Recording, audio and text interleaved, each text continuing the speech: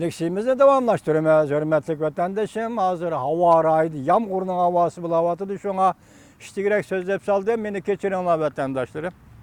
Bu devlet ezelden Cungo'ya tecavüz kılıp bakmagan. Lekin Cungo'nun zor bir parça teritoriyasını besip yetipti.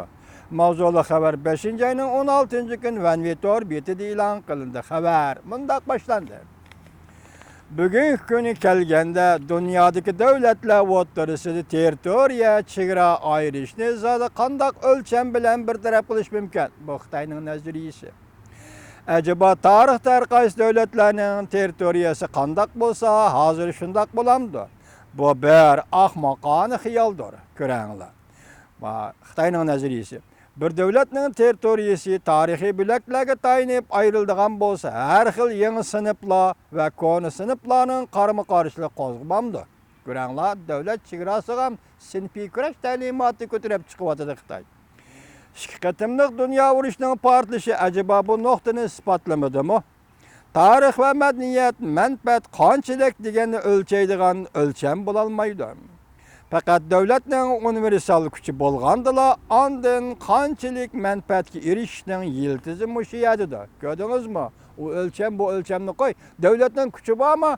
Kuch bo'lsa qaytarib kel bu zimillarni demoqchi bo'lyapti Xitoy nazariyasida. Shuning uchun har qatim tor betlarda Jungoning territoriyasi kengligi faqat 9 million kvadrat kilometr bilan cheklanib qolmasligi kerak. Deydigan gaplar ko'p targ'ib qilindi. Lekin Jungo'nun tarihi bilaklarına asasen ayrıldı değildi. Ameliyatı müstehkem devlet gücü. Dikkate vatandaşım bolmasa o topraklarını kaytırıp gelişinin ne mezöriyeti var. Devlet gücü olsa kileleysi, bolmasa kilemeysendir.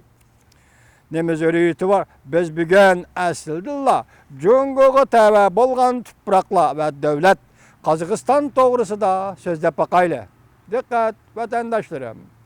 Biz bugün aslında Jungo'ya tabi bolgan topraklar ve devlet Kazakistan doğrusu sözde bakayla.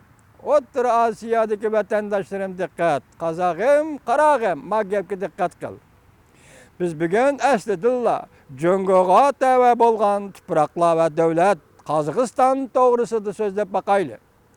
Hemmeге ma'lum, Manchun xandalligining oxirgi davrda g'arbdagi jahongir davlatlarida emas, Jungoning territoriyasini parchalab qolmasdan yoki g'arb davlatlari parchalab qolmasdan Sharqdagi cho'ng davlat Yaponiyami qattiq qo'vsilib Jungoni parchalamoqchi bo'lganda, shimoldagi qudratli Char Rossiya ham albatta kaynida qolmagan edi. Şuna Çar Rusya imperiyası ilimizden Şinjan rayoniga tajovuzchilik hareketlerini elip bargan.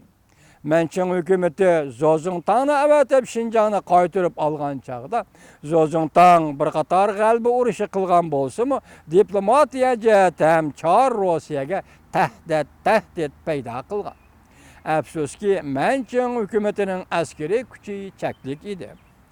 Gerçi Şinjanni qaytarib algan bo'lsa-mu, barliq territoriyani qaytarib alalmadı. Yani Kazakistan'ı mı qaytarib alalmadı demekçi bo'lyapti.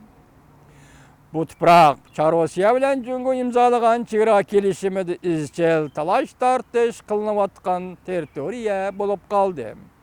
Keyin Jungo qalaymaganchilik tushib qolganda bizning territoriyalarimiz Çar Rusya qaytarib berishni xohlamadi. Oktyabr inqilobidan keyin Sovetlarga rahbarlik qilgan Lenin tangsiz shartnomalar bo'yicha Jungodan tartib olingan zaminlarni qaytarib berish niyati bo'lsa-mu, ichki qismda qarshi turg'uvchilar oldida hech nima qila olmadi.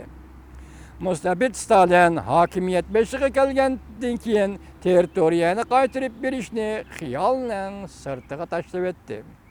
Şunun için bugün kelgende Kazakistan'da bir kısım territoriyalar Jungo'ya tava zimilladı. Dikkat vatandaşım. Şunun için bugün günü kelgende Kazakistan'da bir kısım territoriyalar Jungo'ya tava zimilladı. Kazakım, Karagım anladın mı gapni?